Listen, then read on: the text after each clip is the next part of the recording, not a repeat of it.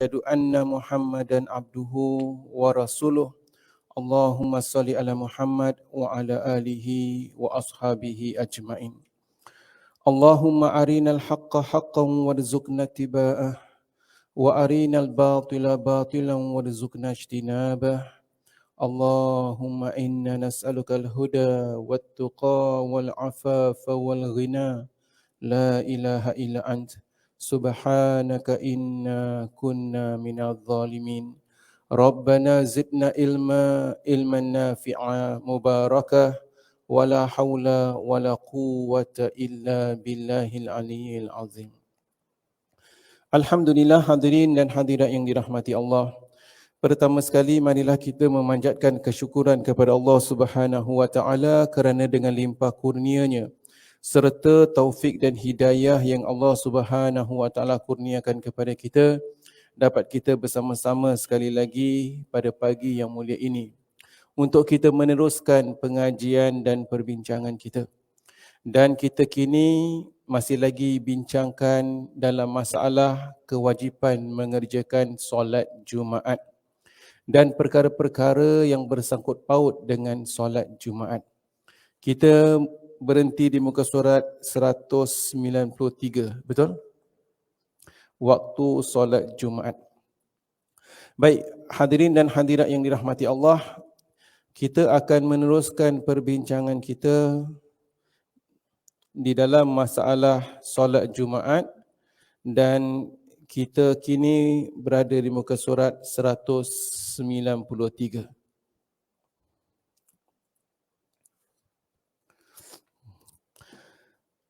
Pada pertemuan kita yang lalu, alhamdulillah telah kita kupaskan bersama golongan orang-orang yang diwajibkan dan siapakah pula orang-orang yang tidak diwajibkan solat Jumaat.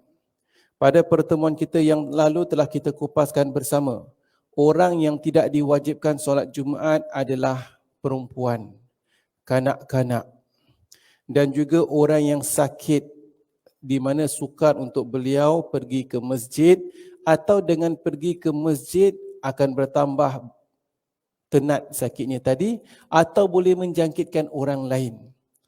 Begitu juga golongan yang keempat yang telah kita kupaskan minggu yang lalu, orang yang tak wajib solat Jumaat adalah musafir. Jadi kalau kita bermusafir, maka gugurlah kewajipan solat Jumaat tersebut. Dan juga sebab-sebab di mana kalau sekiranya beliau itu tunaikan solat Jumaat, nescaya ada sebab-sebab yang lain di mana ada orang yang ingin aniaya, membunuhnya dan sebagainya. Dalam keadaan-keadaan darurat sedemikian, dibolehkan seseorang itu untuk tinggalkan solat Jumaat. Alhamdulillah telah kita kupaskan. Dan juga perkara yang telah kita bincangkan adalah dalam keadaan hujan lebat, banjir dan sebagainya. Telah kita kupaskan perkara-perkara tersebut. Hari ini insya-Allah kita akan meneruskan perbincangan seterusnya, waktu solat Jumaat. Bilakah sebenarnya waktu solat Jumaat? Kalau kita lihat, selalunya kita tunggu waktu zuhur, masuk lepas azan zuhur, kita tunaikan solat Jumaat. Boleh tak kita tunaikan solat Jumaat sebelum solat zuhur, katakan pukul 10. Apa kata kita tunaikan pukul 10 jadi lapang tengah hari nanti? Atau kita tidak tunaikan pukul 1, kita tunaikan pukul 3. Boleh ke tidak? Sebenarnya apakah yang dimaksudkan dengan, bilakah yang dimaksudkan dengan waktu solat Jumaat? Penulis mengajak kita berbincang. Majoriti, jumhur para sahabat dan para tabi'in bersepakat bahawasanya waktu solat Jumaat adalah pada waktu zuhur. Berdasarkan hadis yang diriwayatkan oleh Imam Ahmad, Imam Bukhari, Imam Abu Dawud, Imam Tirmizi dan Imam Baihaqi. Dari Anas radhiyallahu anhu bahawasanya anna Nabiya sallallahu alaihi wasallam kana yusallil jum'ata idza malatis syams. Di mana Anas menceritakan, mengkhabarkan bahawasanya Nabi sallallahu alaihi wasallam selalunya mengerjakan solat Jumaat apabila matahari telah tergelincir. Jadi apabila matahari telah tergelincir, apa maksud matahari telah tergelincir? Maksudnya adalah masuk waktu zuhur. Dulu dalam kita membincangkan bila masuk waktu Zuhur, Asar, Maghrib, Isyak, ingat lagi tak? Masuk waktu Zuhur bila? Apabila matahari selepas terbit matahari naik ke atas waktu duha. Kemudian matahari betul-betul tegak atas kepala. Kemudian condong ke arah barat, tergelincir. Ini maksud tergelincir matahari, zawal. Tergelincir matahari saja, maka nescaya itu berarti masuk waktu solat Zuhur. Jadi Nabi SAW tunaikan solat Jumaat selepas tergelincir matahari. Bererti solat Jumaat ditunaikan pada waktu Zuhur, selepas masuknya waktu Zuhur. Imam Ahmad dan Imam Muslim juga menyebutkan bahawasanya Salamah ibnu Aqwa pernah berkata, Kunna nusalli ma'a Rasulillah sallallahu alaihi wasallam Jum'ah. Kami pernah tunaikan solat Jumaat bersama Nabi sallallahu alaihi wasallam. Idza zalatis syams thumma narji'u nattabi'ul fai. Yang bermaksud kami pernah tunaikan solat Jumaat bersama Nabi sallallahu alaihi wasallam apabila matahari telah condong, telah tergelincir matahari, telah masuk waktu Zuhur, dan kami pulang ke rumah masing-masing dengan mengikuti bayangannya. Maksudnya apabila para sahabat tunaikan solat Jumaat, apabila mereka pulang daripada solat Jumaat dan nampak bayang-bayang. Dan nampak bayang-bayang berarti matahari telah tergelincir. Sebab kalau matahari betul-betul tegak atas kepala, tak ada bayang-bayang. Jadi dengan ada bayang-bayang tadi, bukan telah habis waktu Zuhur, telah masuk waktu Zuhur dan mereka berada pada waktu Zuhur. Jadi ini menunjukkan para sahabat tidak tunaikan solat Jumaat di waktu pagi. Para sahabat tidak tunaikan solat Jumaat di waktu malam. Kerana mungkin ada orang fikir, apa kata hari Jumaat kan hari kerja. Daripada kita tunaikan solat Jumaat di waktu siang, susah. Kita tunaikan pada malam Jumaat. Bagus tak idea? Bagus idea, malam Jumaat. Hari Jumaat bermula dengan terbenamnya matahari. Hari Khamis malam Jumaat, kita tunaikan solat Jumaat. Boleh ke tidak? Bukan semua perkara agama boleh gunakan akal. Apatah lagi kita katakan, kita kan negara metropolitan, nanti mengganggu ekonomi negara. Nak bekerja susah. Solat Jumaat para Nabi dan para sahabat tunaikan apabila selepas zawal. Berarti pada waktu Zuhur, pada hari Jumaat, tidak boleh ubah. Jadi bukan semua perkara tu kita boleh serasikan dengan keadaan. Imam Bukhari berkata, waktu solat Jumaat adalah apabila matahari telah tergelincir. Berarti telah tergelincir matahari telah masuk waktu Zuhur. Demikian pula pendapat yang diriwayatkan dari Umar, Ali, Nu'man bin Bashir dan dari Umar bin Huraith. Imam Syafi'i berkata yang bermaksud, Nabi SAW, Abu Bakar, Umar, Uthman dan imam-imam selainnya mereka semua mengerjakan solat Jumaat selepas tergelincirnya matahari. Di sini, sebab itu kita tunaikan solat Jumaat hari ini selepas masuk waktu Zuhur, bukan suka-suka. Jadi kalau kita gunakan akal, buat pagi ke buat malam, tak boleh gunakan akal. Waktu telah ditetapkan. Baik. Akan tetapi, di dalam mazhab Hambali dan Ishaq, mereka berpendapat bahawasanya waktu solat Jumaat bermula sejak masuknya waktu solat hari raya hingga akhir waktu solat Zuhur, kalau diperlukan. Mereka mengemukakan alasan dengan sebuah hadis yang diriwayatkan oleh Imam Ahmad, Imam Muslim dan Imam Nasa'i daripada Jabir. Baik, ada sebahagian pendapat dalam mazhab Hambali mengatakan solat Jumaat itu boleh ditunaikan sebelum masuk waktu Zuhur. Sebelum masuk waktu solat Zuhur. Kenapa? Kerana di sana ada sebuah hadis dari Jabir, katanya, Rasulullah sallallahu alaihi wasallam yusalli Jum'ah thumma nadhhabu ila jamalina. Bahawasanya Rasulullah sallallahu alaihi wasallam tunaikan solat Jumaat. Kemudian kami berangkat mengembala kambing. Kami berangkat mengembala kambing, mengembala unta. Thumma nadhhabu ila jamalina. Kemudian mereka pergi ke unta-unta mereka ketika matahari menjelang tergelincir. fanurihuha hina tazulu syams. Ketika matahari menjelang tergelincir. Jadi maksud di sini bahawasanya mereka dah tunaikan solat Jumaat. Ini dalam riwayat yang lain. Terlepas tunaikan solat Jumaat, mereka pergi ke unta-unta mereka. Pada ketika itu matahari dah mula tergelincir. Maksudnya selepas solat Jumaat mereka dapati baru nak masuk waktu zuhur. Berarti mereka pernah tunaikan solat Jumaat sebelum waktu zuhur. Ini antara dalilnya.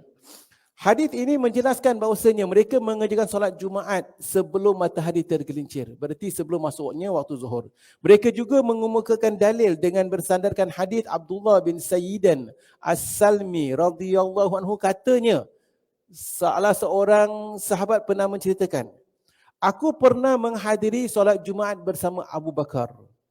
Solat dan khutbahnya dilakukan sebelum tengah hari. Yakni solat dan khutbahnya dilakukan sebelum tergelincir matahari. Kemudian aku pernah menghadirinya di masa Umar.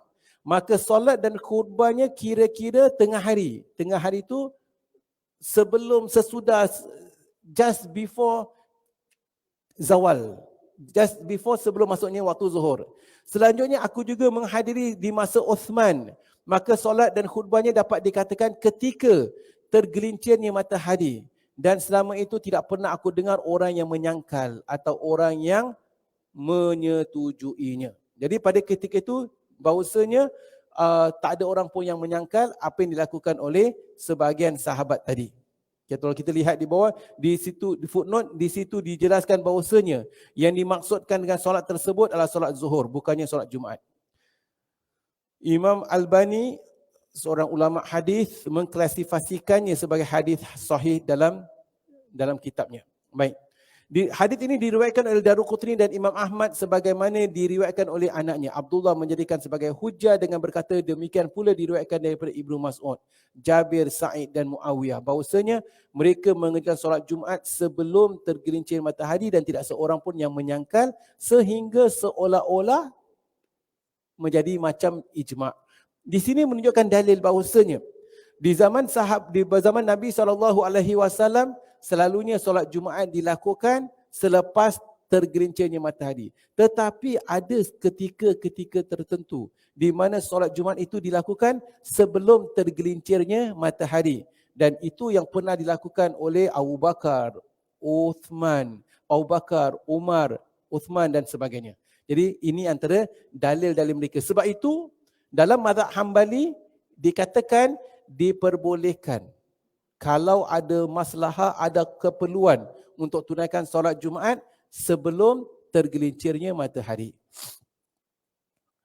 Namun, ketahuilah, apa yang dikatakan, yang dibawakan pendapat ini dalam salah satu pendapat Imam Ahmad atau Imam Hambali, dalam mazhab Hambali tadi, jumhur ulama menolak alasan ini dengan mengatakan bahawasanya hadis Jabir mungkin maksudnya menyegerakan solat Jumaat pada saat matahari tergelincir tanpa menunggunya turunnya suhu udara panas di kala tengah hari.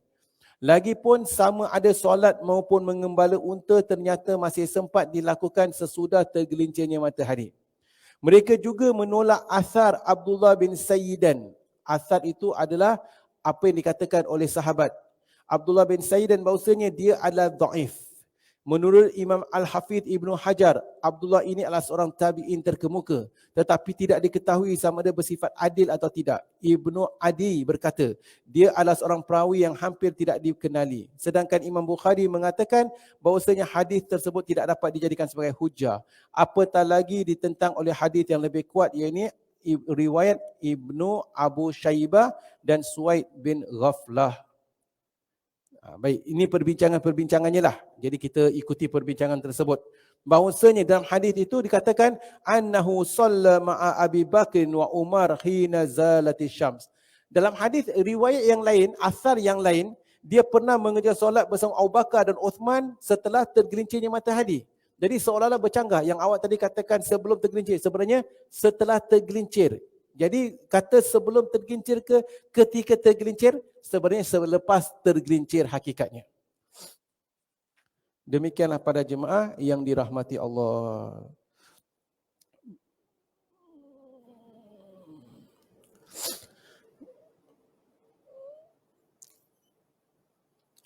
Baik. Cuma masalah sekarang, apa hukum kita tunaikan solat Jumaat sebelum tergelincirnya matahari? Sebelum zawal. Secara umum para jemaah yang dirahmati Allah, apa yang dapat kita lihat? Pada hari ini di semua masjid, mengikut hampir ke semua pendapat para ulama yang ada, bahawasanya waktu solat Jumaat adalah selepas zawal dan bukan sebelum tergelincirnya matahari. Maka dari itu, dalam keadaan bagaimana sekalipun, apabila kita nak tunaikan solat Jumaat, maka nescaya kita hendaklah tunaikan selepas tergelincirnya matahari. Ustaz, bagaimana katakan kalau betul-betul ada masalah berat, tak dapat tunaikan solat Jumaat sebelum tergelincirnya matahari? Ada bencana, hujan lebat, banjir atau sebagainya. Kita dah belajar. Apabila berada dalam keadaan-keadaan sedemikian, gugurlah kewajipan solat Jumaat pada hari tersebut. Katakan musim tengkujuh, kat Kelantan ke, kat Terengganu ke, tiba-tiba banjir daripada hari Khamis, Jumaat, Sabtu. Jadi macam mana nak tunaikan solat Jumaat? Tak perlu fikirkan sebelum tergelincir ke sesudah tergelincir. Minggu tersebut gugur kewajipan solat Jumaat.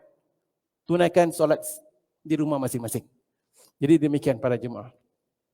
Bagaimana ketika musim pandemik, suatu masa dahulu, di mana kita mendirikan solat Jumaat ada kalanya sebelum tergelincirnya matahari.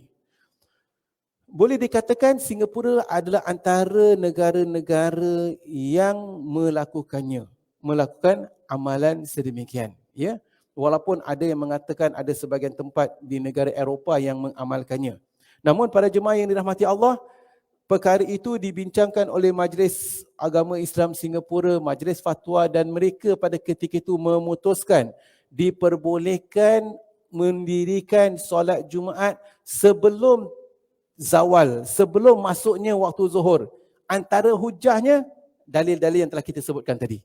Ada sebahagian pendapat dalam mazhab Hambali, maka mereka menggunakannya. Cuma dalam dalil-dalil tersebut, pada hari ini kalau kita lihat, mereka-mereka yang bermazhab Hambali, mazhab Hambali itu sebagai contoh di Arab Saudi pun. Arab Saudi pun tidak mengerjakan solat Jumaat sebelum masuknya waktu zuhur. Jadi apa yang boleh kita katakan? Dalam perkara itu, pada ketika itu di negara kita, kita mencantumkan dua perkara lah. Antara lain dalil ini, dan pada masa sama memandangkan keadaan itu keadaan darurat. Memandangkan keadaan darurat dan keadaan masa di mana masjid tidak dapat menampung keseluruhan jemaah. Kerana satu jemaah 50 orang, kemudian jemaah kedua 50 orang, jemaah ketiga 50 orang. Memandangkan dalam keadaan sedemikian darurat dan ada pendapat begini, mereka mencantumkan dua pendapat. Alhamdulillah, pada ketika itu Jawatan Kasur Fatwa MUIS memberikan kebenaran berdasarkan ijtihad mereka. Alhamdulillah, itulah ijtihad mereka pada ketika itu. Saya secara peribadi kurang bersetuju secara peribadi untuk mengerjakan solat Jumaat sebelum tergelincirnya matahari. Pada ketika itu dan memang giliran saya perlu menjadi imam di sebahagian masjid. Saya letakkan syarat, saya akan takbir, tunaikan solat selepas tergelincir matahari. Kalau tak, saya tak akan jadi imam. Saya tidak mahu menjadi satu hujah di hari kemudian kelak. Ustaz Azmi pun pernah lakukan. Tunaikan solat Jumaat sebelum tergelincir. Jadi minta maaf, pada ketika itu ada beberapa masjid yang giliran saya khutbah ataupun menjadi imam, saya letakkan syarat sedemikian. Jadi ada yang menerima, ada yang kata tak boleh Ustaz, kita kena ikut protokol. Tak maaf, saya tak akan jadi imam. Jadi dalam rekod setidak-tidaknya hari ini telah sempurna. Saya tak ada rekod di mana saya pernah mengimamkan solat sebelum zawal. Ya, wallahu a'lam bishawab. Namun demikian seperti yang saya katakan, Majlis Agama Islam Singapura telah mengeluarkan fatwa, pendapat kita memberi hormat kepada institusi fatwa tersebut dan itu adalah salah satu pendapat mereka dan alhamdulillah moga-moga mereka telah dan memang sebenarnya mereka pun telah bincangkan dan itulah perkara yang mereka telah putuskan. Cuma kalau kita katakan demikian pada masalah pada ketika darurat, nescaya hari ini masjid telah terbuka luas. Dah tak ada kesekatan-sekatan. Maka saya harap dah tak ada lagi alasan untuk kita menunaikan solat Jumaat sebelum tergelincirnya matahari. Sebab kadang-kadang zuhur lewat 1.20. Jadi ini perkara-perkara yang harus kita renungkan. Wallahu a'lam bishawab. Baik, perkara seterusnya. C. Soalan seterusnya. Berapakah jumlah kaum muslimin yang dibolehkan mendirikan solat Jumaat? Seringkali kita dengar mesti nak 40 orang. Kalau tak 40 orang tak sah. Persoalan, macam manalah kalau katakan kita berada di satu kampung. Kemudian kampung tu ada 45 orang. Tiap-tiap minggu dapat tunaikan solat Jumaat lah. Satu ketika musim cuti sekolah, satu family tu pula berangkat pergi holiday. Tinggal 38 jemaah. Tunggu dah masuk waktu kira 1, 2, 3, 38 jemaah. Macam mana boleh tunaikan solat Jumaat tak? Ini masalah yang berlakulah. Jadi boleh tak kita tunaikan solat Jumaat dalam angka kurang daripada 40 orang? Bagi mereka yang mensyaratkan solat Jumaat sah hanya 40 orang, bagi mereka tak sah. Pasal kurang 40 orang. Habis kalau tak sah bagaimana? Kalau tak sah, tunaikan solat zuhur.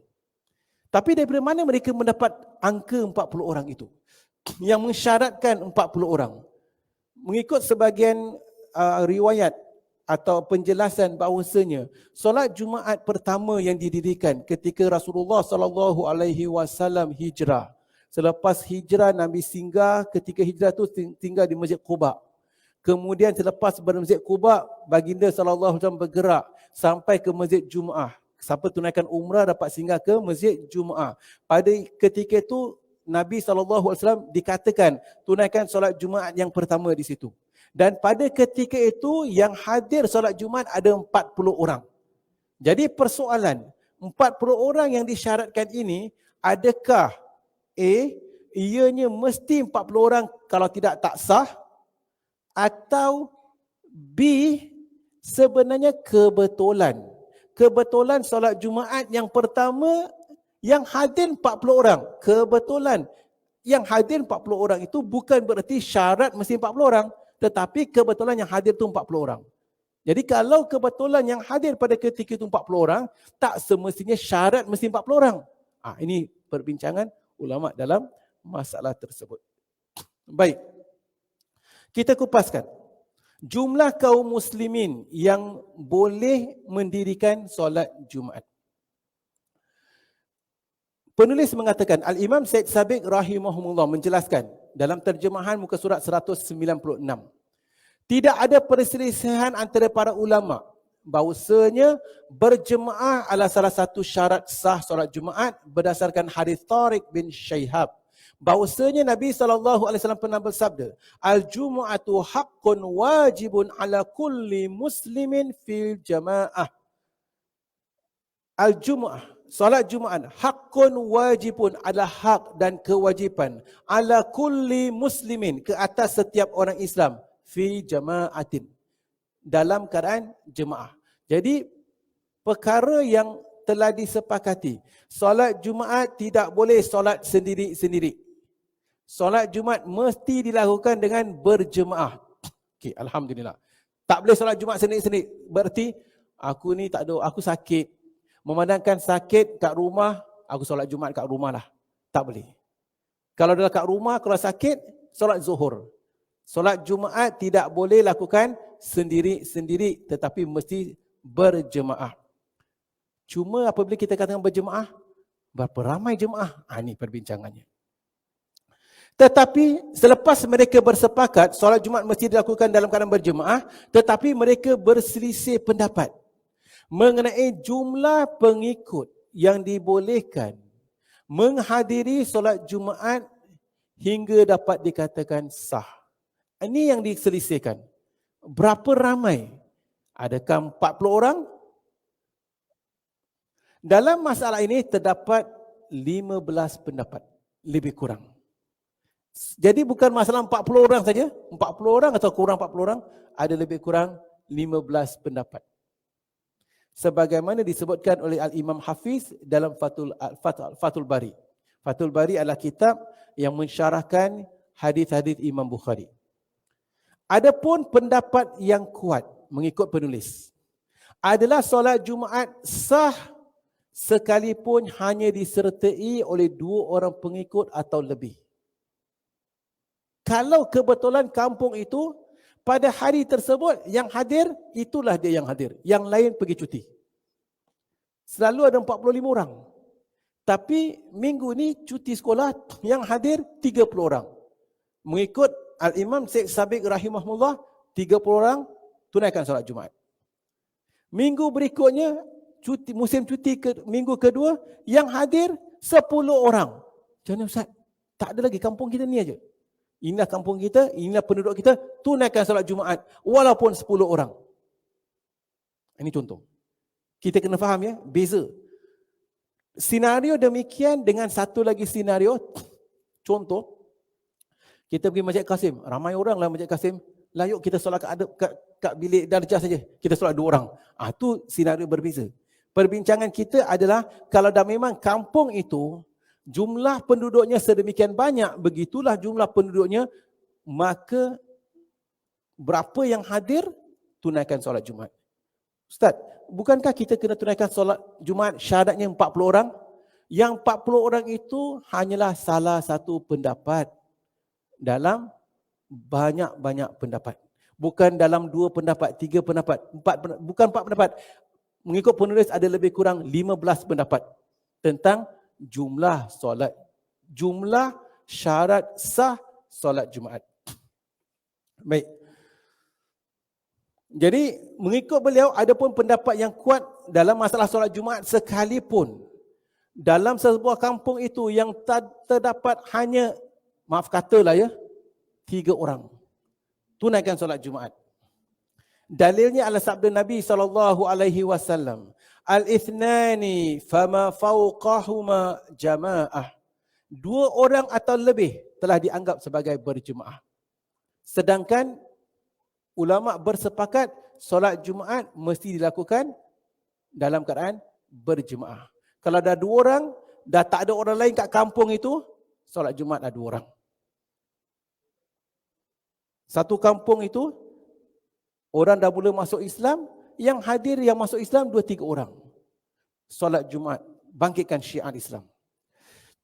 Ini mengikut Al-Imam Syed Sabiq rahimahumullah. Al-Imam Syaukani berkata, menurut ijma', solat-solat selain solat Jumaat sudah dikatakan berjemaah apabila diikuti oleh 2 orang makmum. Dan tidak ketinggalan solat juga termasuk ke dalam kategori ini. Dengan demikian, solat Jumaat tidak dapat dikatakan mempunyai ketentuan tersendiri dan berbeza dengan solat-solat yang lain, kecuali apabila ada dalil atau keterangan yang menyokongnya. Lagipun, tidak diketemukan satu dalil pun yang menentukan, yang menetapkan jumlah tertentu dalam masalah pengikut melebihi daripada jumlah yang 2 orang makmum tersebut. Tak ada hadis yang sahih ataupun ayat Al-Quran yang mengatakan barang siapa tidak tunaikan solat Jumaat 40 orang maka tak sah. Atau mengatakan syarat sah solat Jumaat mesti 40 orang. Hadis, maka Imam Syaukani berkata demikian. Abdul Haq berkata, tidak ada hadis pun yang menyebutkan jumlah pengikut tertentu dalam mengerjakan solat Jumaat.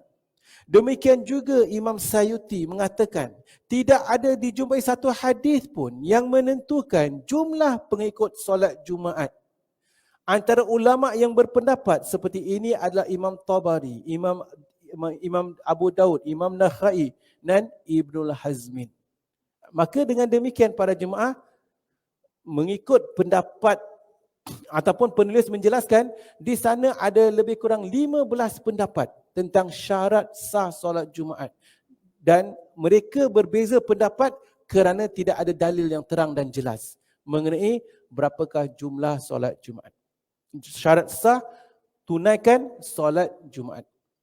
Cuma saya ingin tekankan di sini seperti yang saya sebutkan tadi, ini bukan bererti setiap orang, kita dah belajar dah, 2 orang, 3 orang, 4 orang pun boleh tunaikan solat Jumaat. Tak payah pergi masjid lah. Semua tunaikan. Yang kerja tempat Seagate, tunaikan kat Seagate. Yang kerja kat Sanyo, tunaikan kat Sanyo. Yang kerja kat Hitachi, tunaikan solat Jumaat kat bilik masing-masing. Yang kerja kat Rolai, tunaikan solat masing-masing.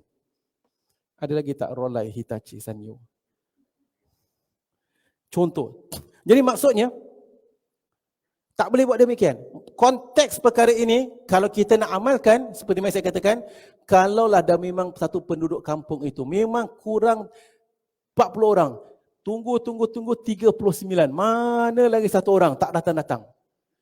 Ataupun, satu ketika, katakan, kita berada di satu tempat, kita kira-kira tak sampai 30 orang. Imam nak tunaikan solat Jumaat. Tak sah ni. Sekejap.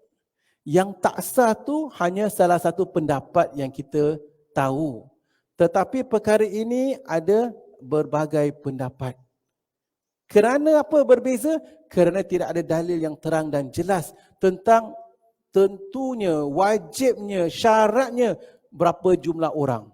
Atas dasar demikian, alhamdulillah kita dah belajar, kita berlapang dada. Ini tujuan.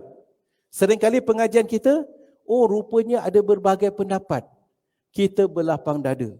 Jangan kita katakan itu salah dan ini salah.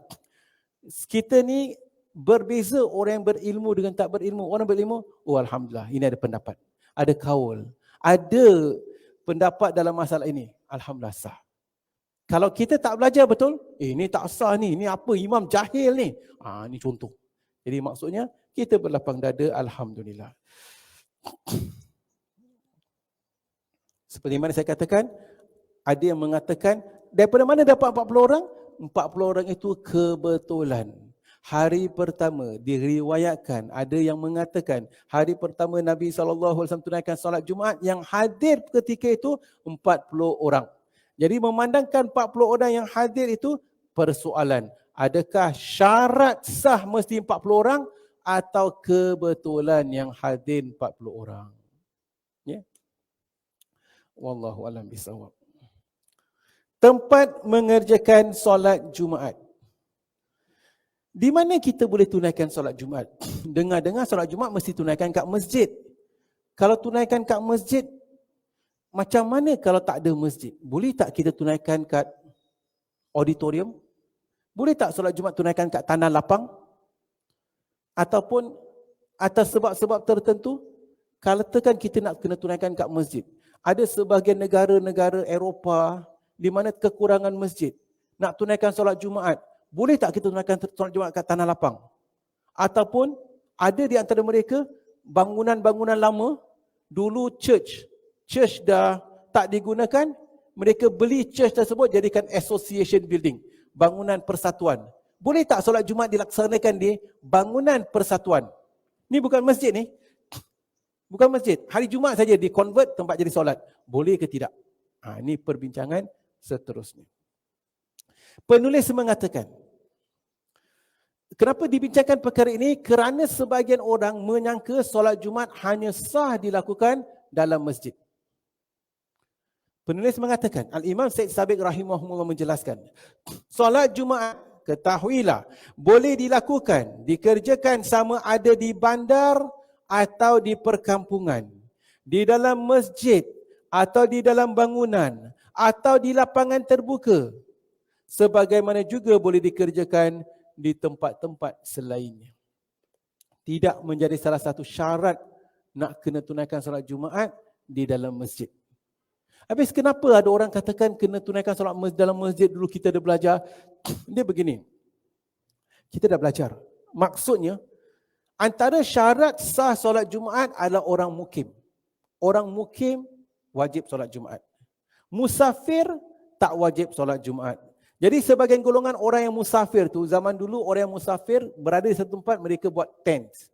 Mereka buat tents dan sebagainya. Kena tunaikan solat Jumaat tak kat tent dan sebagainya? Awak ni, dia bukan masalah tentnya tempat. Tent cakap Melayu apa?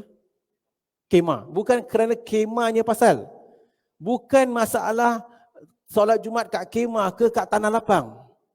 Tetapi masalahnya adalah perbincangan itu, awak ini musafir. Orang musafir gugur kewajipan Jumaat. Orang yang wajib solat Jumaat, orang yang mukim, berada dalam negara. Jadi itu perbincangannya. Jadi mesti berada dalam negara tu, jadi ada sebahagian kita menyangka mesti di masjid. Tidak semestinya. Jadi kalau ada keperluan, boleh tunaikan solat Jumaat di satu tempat, berkumpulnya ramai orang, ramai jemaah, maka tunaikan solat di sana.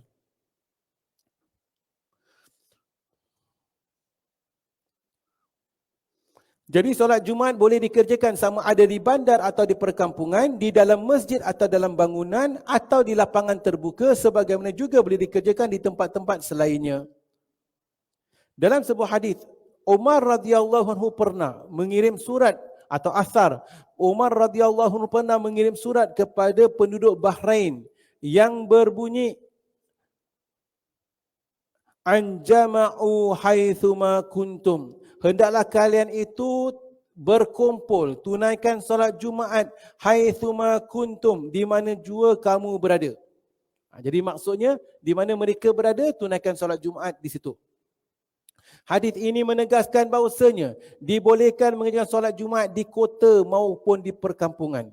Ibnu Abbas berkata, Inna awwala Jum'atin jumi'at fil Islam ba'da Jum'ati jumi'at fi masjidi Rasulillah sallallahu alaihi wasallam la jam'atun jumi'at bihawathi faryatun min qural Bahrain. Solat Jumaat yang pertama kali dilakukan dalam Islam setelah solat Jumaat yang dikerjakan di Masjid Rasulullah sallallahu alaihi wasallam di Madinah adalah solat Jumaat yang dilakukan di Jawathai, yakni satu kawasan, sebuah perkampungan yang terletak di daerah Bahrain. Ya, itu Jumaat yang pertama di luar Masjid Nabi sallallahu alaihi wasallam. Dari Al-Laith bin Sa'ad bahawasanya penduduk Mesir dan pesisir sungai Nil telah pun mengerjakan solat Jumaat di tempat mereka masing-masing pada masa pemerintahan Umar dan pemerintahan Uthman atas perintah kedua-dua khalifah ini. Sedangkan di sana banyak pula terdapat para sahabat Nabi SAW.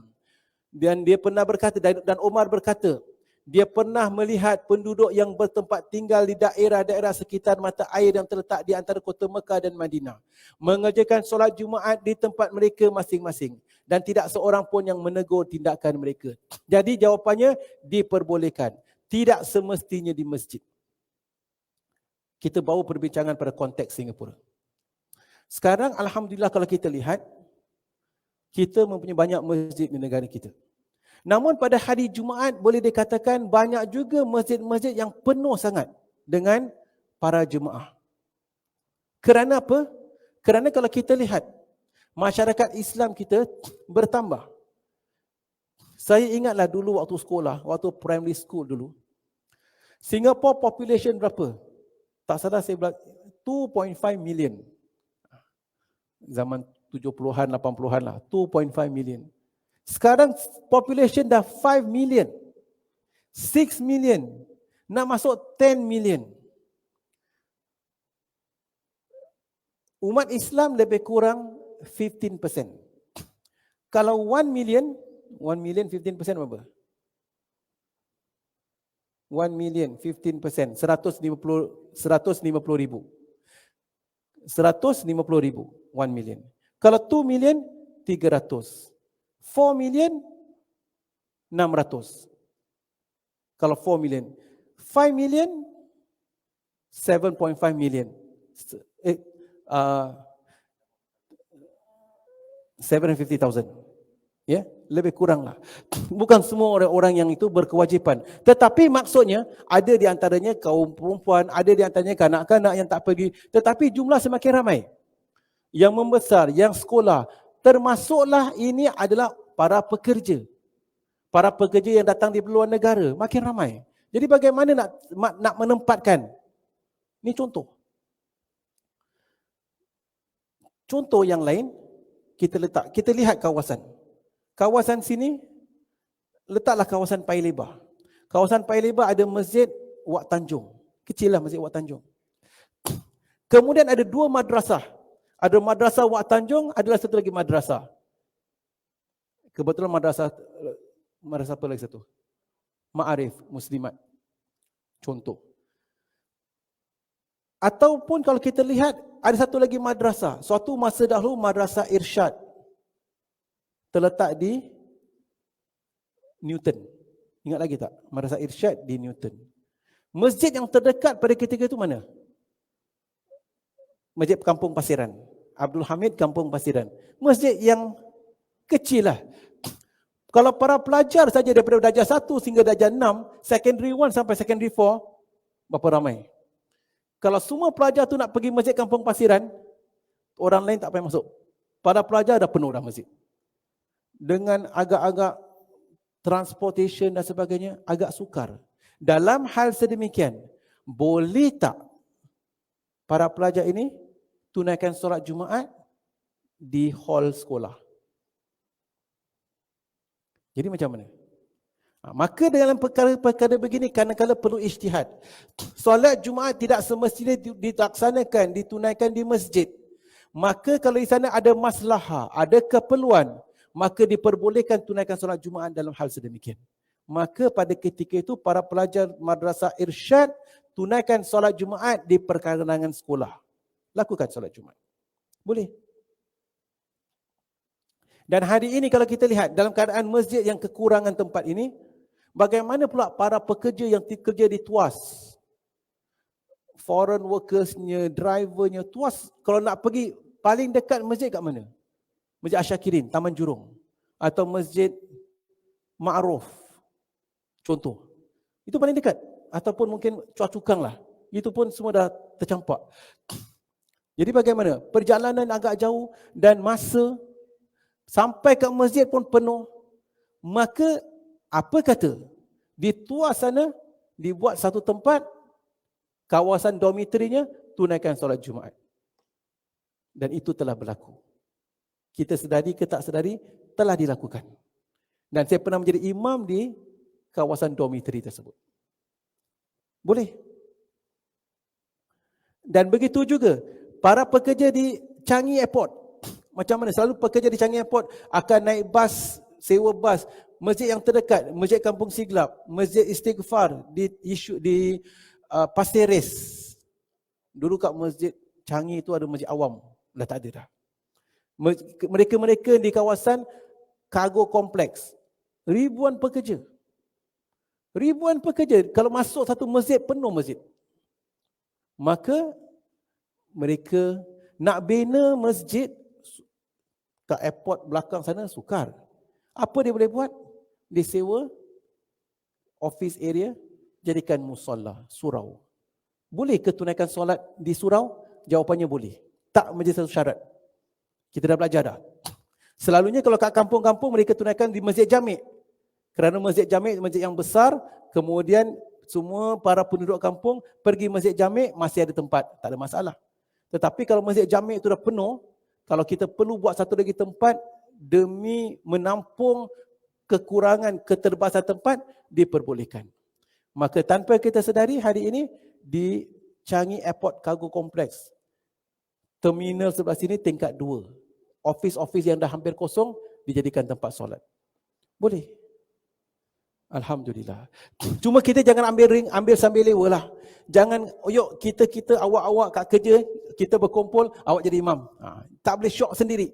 Tetapi kalau ada masalah dan keperluan, diperbolehkan. Dan memandangkan ada keperluan sedemikian, telah pun dibuat. Dan memandangkan telah dibuat perkara sebegitu, kalau hari ini kalau kita katakan kita kena tunaikan solat Jumaat 2 kali, 3 kali dan sebagainya pasal kekurangan tempat? Kita lupa ke? Ada satu lagi cara di mana kita menambah kekurangan tersebut. Kalau kekurangan tempat, buat satu lagi tempat untuk tunaikan solat. Rakyat bertambah. Sebab itu Alhamdulillah sekarang Tampines bakal ada satu lagi masjid di Tampines North. Woodlands ada 2 masjid. Alhamdulillah. Contoh. Jadi ini semua perkara-perkara diperbolehkan. Dan kalau ada keperluan, boleh mungkin kalau nakkan kelonggaran ataupun minta restu Majlis Ugama Islam Singapura, Rain pada pihak MUIS, kawasan saya sini, kawasan contohlah perindustrian mana ke, ramai sangat orang, minta tunaikan solat Jumaat. Boleh. Kalau terutama sekali pada hari cuti katakan, kalau hari cuti, kalau kita lihat di beberapa tempat masjid di negara kita, penuh. Sampai roadside semua tunaikan solat Jumaat. Kalau kat Darul Makmur, sampai kat jalan atas road, sampai ke bawah, tunaikan solat Jumaat. Pasal hari cuti, para pekerja, foreign workers, bercuti. Apa kata pada ketika itu, buat solat Jumaat di dormitory mereka. Contoh. Jadi ada banyak jalan keluar.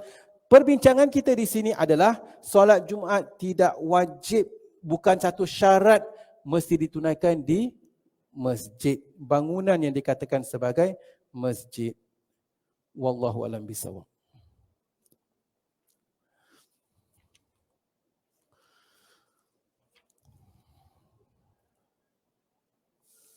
Baik. Tinjauan terhadap syarat-syarat yang dikemukakan oleh para ahli fiqh. Sebagaimana yang telah dihuraikan sebelum ini, bahawasanya syarat-syarat wajib solat Jumaat adalah lelaki. Kita dah tahu dah. Apakah syarat-syarat wajib solat Jumaat? Lelaki, merdeka, sihat, bermukim dan tidak uzur yang dibolehkan dirinya meninggalkan solat Jumaat. Sebagaimana juga telah diterangkan bahawasanya berjemaah merupakan salah satu syarat utama bagi sahnya solat Jumaat. Inilah syarat-syarat yang tercantum dalam sunnah supaya kita dapat melaksanakan tersebut. Jadi kita dah tahu dah tentang syarat-syaratnya.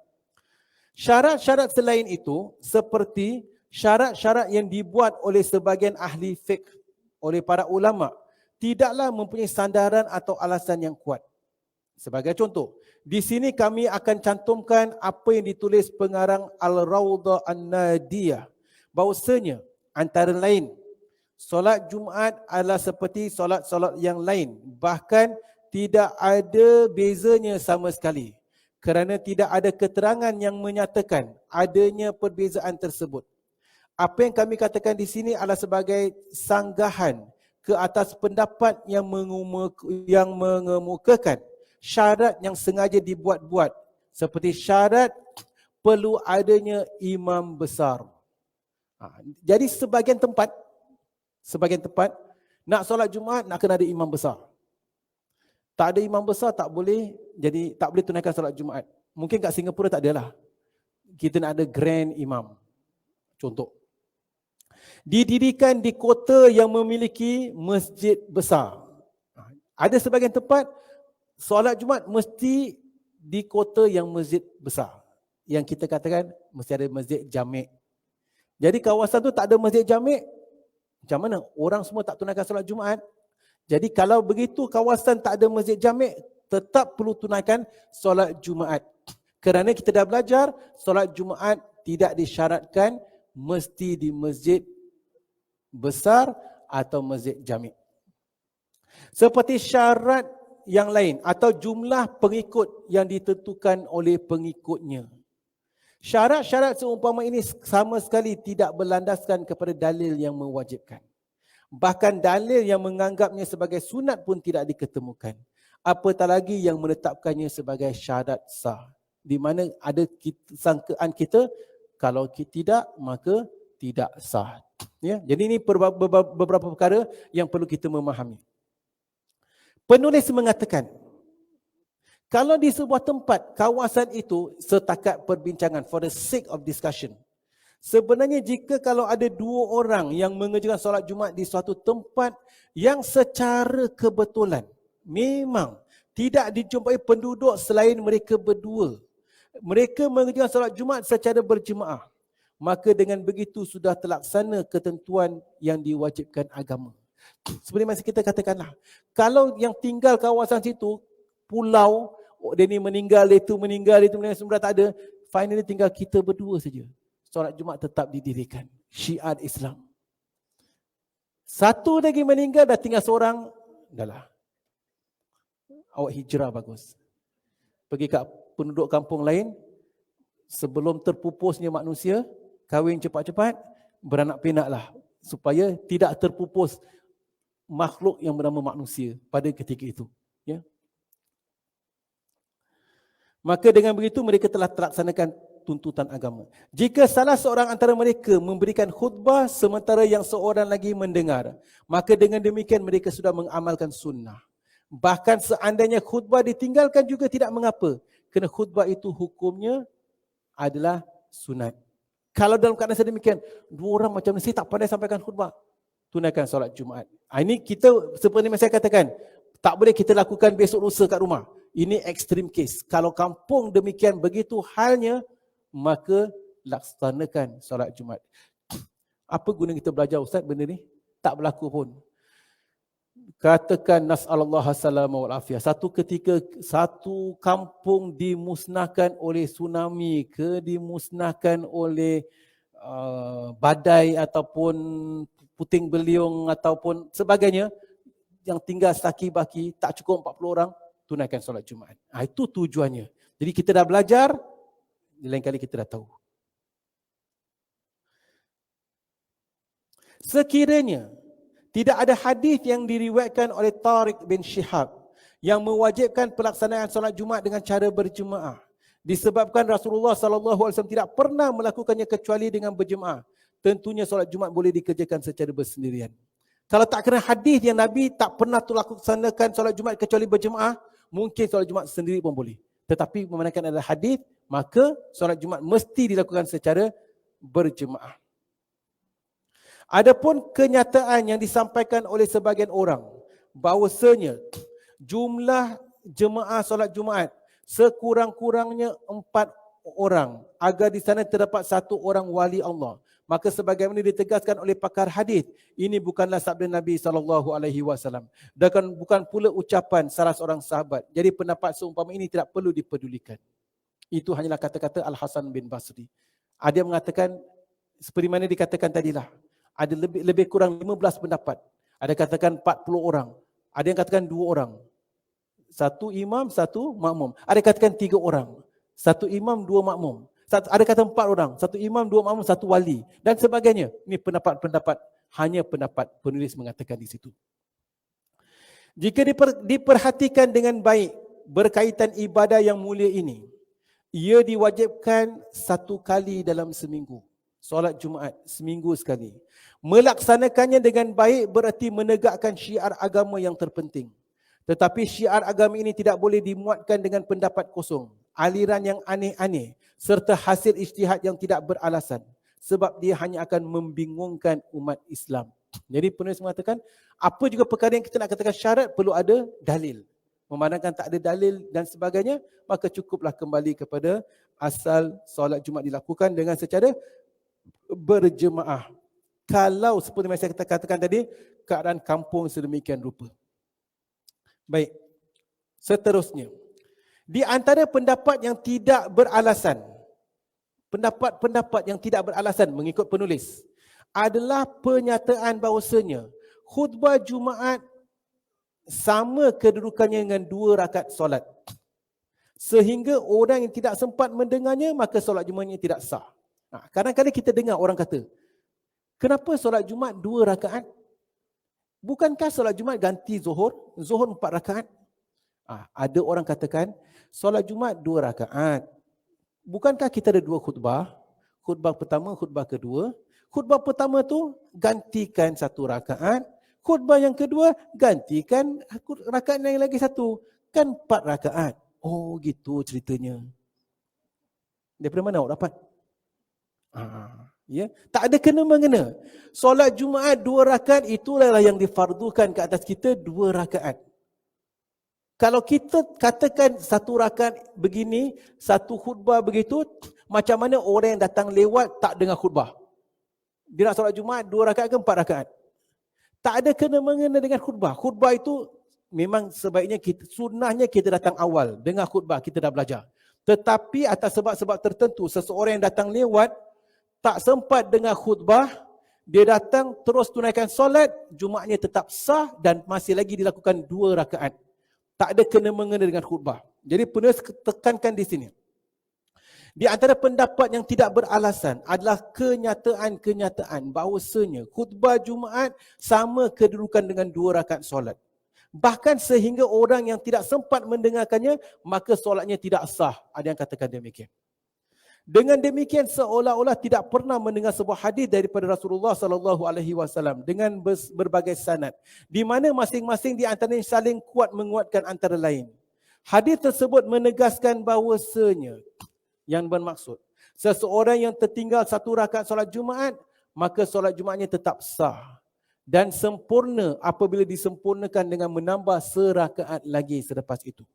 Di samping itu, pendapat seumpama juga menampakkan dirinya yang seakan-akan tidak mengetahui hadis-hadis yang lain. Demikianlah para jemaah beberapa perkara yang dapat kita ambil daripada masalah solat Jumaat. Ada penyambungan perbincangan kita di sini, tetapi memandangkan masa, kita henti di sini. Perbincangan di sini kita sambung perbincangan tersebut pada minggu hadapan mengenai sambungan perkara-perkara yang tak ada kena-mengena dengan solat Jumaat tadi. Selepas itu kita pindah kepada bab seterusnya tentang khutbah Jumaat. Apa yang dimaksudkan dengan khutbah Jumaat?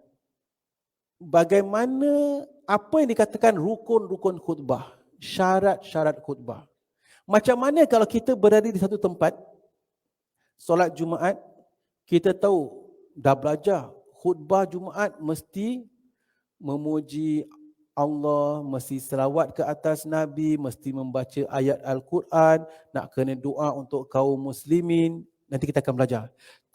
Kita pergi solat Jumaat satu tempat atau pernah berlaku di satu tempat, di salah satu masjid di negara kita.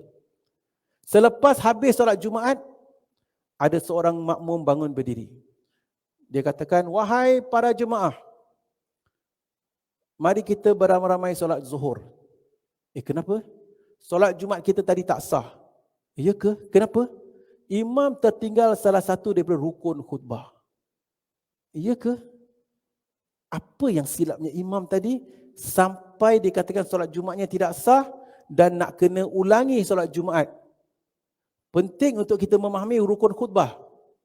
Penting juga untuk kita memahami kenapa dikatakan rukun atau konteks dikatakan rukun, dan bagaimana kalau kita berada di satu tempat, tiba-tiba kita dapati imam ketika khutbah tak baca Alhamdulillah. Macam mana? Sah ke tidak solat Jumaat kita? Itu akan kita bincangkan pada minggu hadapan insya-Allah. Wallahu a'lam bishawab. Jadi mengenai khutbah ni perkara-perkara yang menarik untuk kaum muslimin lah. Muslimat mungkin tak pergi solat Jumaat, jadi mungkin kita kurang dapat penghayatan, tak memahami Ustaz. Jadi khutbah Jumaat ni macam mana pula? Imam, kemudian hari ini imam tak akan keluar ke dalam naik atas mimbar kecuali Bilal dah baca innallaha wa malaikatahu yusalluna 'alan nabi ya ayyuhalladzina amanu sallu alaihi wasallimu taslima. Imam pun keluar naik atas mimbar. Persoalan, daripada mana dalil amalan tersebut? Kenapa Pak Bilal nak kena baca ayat tersebut? Ini perkara-perkara yang berlaku. Di sebagian masjid pula, sebelum imam naik atas mimbar, Pak Bilal pun ingatkan, Assalamualaikum para jemaah yang dirahmati Allah, janganlah anda berkata-kata sebelum khatib naik atas mimbar. Barang siapa membaca berkata-kata, walau berkata diam sekalipun sebelum khatib naik atas, ketika khatib memberi khutbah, maka nescaya dia telah sia-sialah Jumaatnya. Dan dia pun baca hadis, baca doa. Ada khutbah pertama pula sebelum khutbah imam. Sunnahnya bagaimana? Semua perkara-perkara itu akan kita kupaskan pada pertemuan akan datang insya-Allah. Wallahu a'lam bishawab. Baiklah para jemaah, memandangkan masa, sampai di sini saja pertemuan kita hari ini. Segala yang benar itu daripada Allah Subhanahu wa taala. Segala silap dan salah atas kelemahan saya sendiri. Wallahu a'lam bishawab.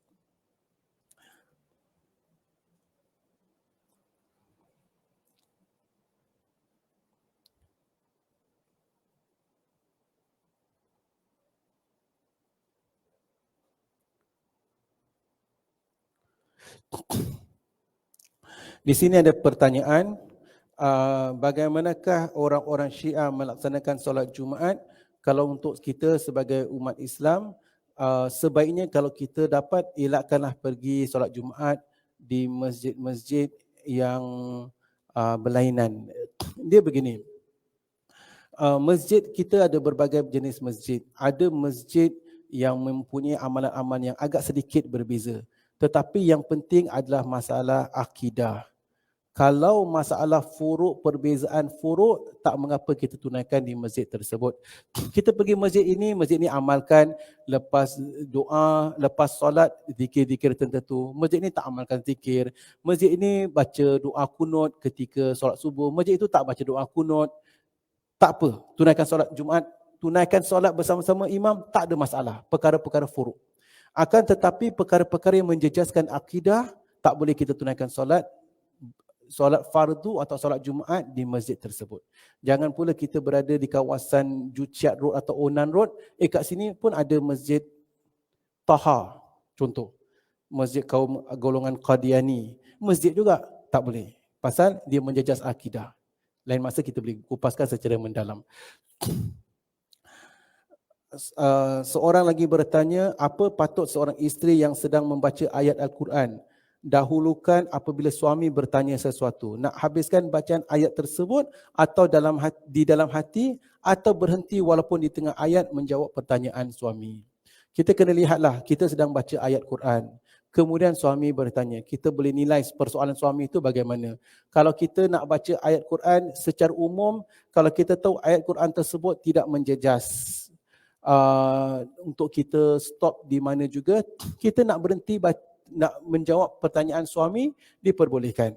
Tetapi kalau kita sekejap bang, habiskan ayat ni habis sikit, suami pun memahamilah. Suami tak akan langsung tak memahami. Saya dah tanya sekarang, I want an answer now, this particular second. Tak adalah. Awak baca dulu, habiskan ayat tersebut.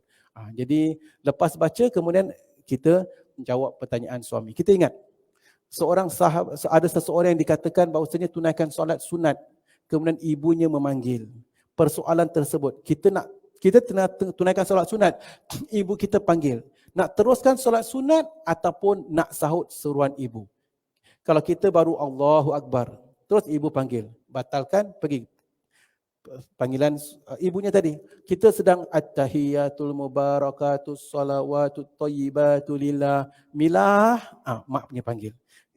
Tasyahud akhir, kita tengok, kita kenal keadaan, oh ni perkara biasa, nanti saya habiskan lagi berapa saat, kita pun pergi menjawab panggilan ibu kita atau suami kita, tak ada masalah, kita lebih tahu kepada keadaan. Tetapi pada ketika senario yang lain, kita berada walaupun Allahumma sholli ala Muhammad wa ala ali Muhammad, atau kita sedang rukuk, kemudian suami atau ibu kita panggil, betul-betul darurat, katakan dia terjatuh, tinggalkan solat, selamatkan dia. Jadi kita tengok pada keadaan, kita sedang baca Quran, kemudian ibu atau suami kita panggil, kita nak habiskan ayat tersebut, lagi berapa, 2 saat, habiskan ayat tersebut, tutup, sahut seruan ibu, ayah ataupun suami. Tetapi kalau dalam keadaan darurat, dia terjatuh pun betul-betul ada masalah yang penting untuk dia bertanya atau dia minta tolong kita, tinggalkan Al-Quran tadi, ayat, kerana baca Al-Quran tadi sunat, betul kan? Ayat yang kita baca tergantung pun kita pun tak faham maknanya, maka tutup, kita pergi pada suruhan ibu kita. Jadi kita tengok pada keadaan lah. Kalau kadang-kadang kita pun yang menjaga tu lebih mengetahui keadaan suami yang sakit atau ibu yang sakit. Beliau ni memang setiap saat dia akan panggil. Jadi kita dah tahu dah, memang, jadi kita lebih mengetahui pada keadaan, maka tepuk dada tanya iman. Tepuk dada minta fatwa daripada hati kita. Wallahu a'lam bishawab. Jadi dia bukan satu perkara untuk kesemua orang, kita jadikan satu jawapan template jawapan ini untuk semua orang. Tidak. Kita lebih mengetahui keadaan, konteks yang berlaku. Pada suatu ketika mungkin kita boleh habiskan bacaan, baru kita pergi. Satu lagi ketika diperlukan, kita terus stop, kita pergi sahut apa yang dia ingin tanyakan atau sebagainya. Wallahu a'lam bishawab. Baiklah para jemaah, sampai di sini saja pertemuan kita. Segala yang benar itu daripada Allah Subhanahu wa taala, segala silap dan salah atas kelemahan saya sendiri. Wallahu a'lam bishawab. Aqulu qawli hadza wa astaghfirullahal azim li wa lakum wa lisairil muslimin wal muslimat wal mu'minin wal mu'minat. Subhanakallahumma wa bihamdika asyhadu an la ilaha illa anta astaghfiruka wa atubu ilaik. Wassalamualaikum warahmatullahi wabarakatuh.